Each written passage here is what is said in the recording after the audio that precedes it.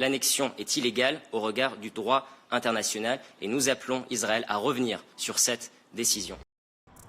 L'idée entérinée ce dimanche, portée par ces deux hommes, résonne comme l'aboutissement concret d'une volonté d'annexion que tous deux défendent ouvertement. Sous l'impulsion de Bezalel Smotrich, le ministre des Finances d'extrême droite, et d'Israël Katz, le ministre de la Défense, le gouvernement israélien vient de valider un processus d'enregistrement foncier en Cisjordanie.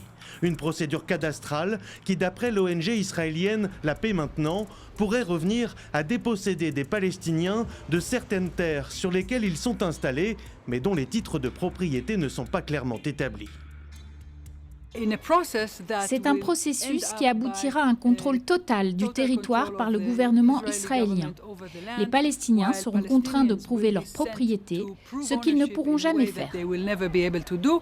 Le dernier cadastre en Cisjordanie remonte à avant 1967, lorsque la Jordanie administrait ce territoire occupé et depuis les accords d'Oslo de 1993 répartis en 3 zones. La zone A, sous contrôle complet de Ramallah, la zone B, où Israël conserve le contrôle sécuritaire, et enfin la zone C, entièrement soumise à l'autorité israélienne et désormais morcelée par la colonisation.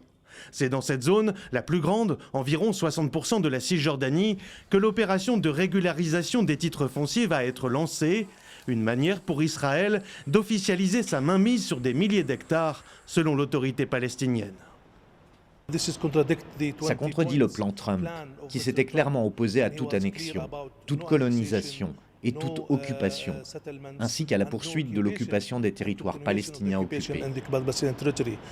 Des critiques reprises sur la scène internationale par l'Arabie Saoudite, l'Égypte, la Jordanie ou encore l'Union européenne. Nous avons depuis longtemps la position de ne pas reconnaître la souveraineté d'Israël sur les territoires occupés. L'annexion est illégale au regard du droit international et nous appelons Israël à revenir sur cette décision. L'opération de régularisation validée par le gouvernement israélien est financée à hauteur de près de 67 millions d'euros et s'inscrit dans une série de mesures foncières déjà lancées ces 2 dernières semaines pour faciliter par exemple l'achat de terres pour les colons israéliens ou l'administration de certains sites religieux.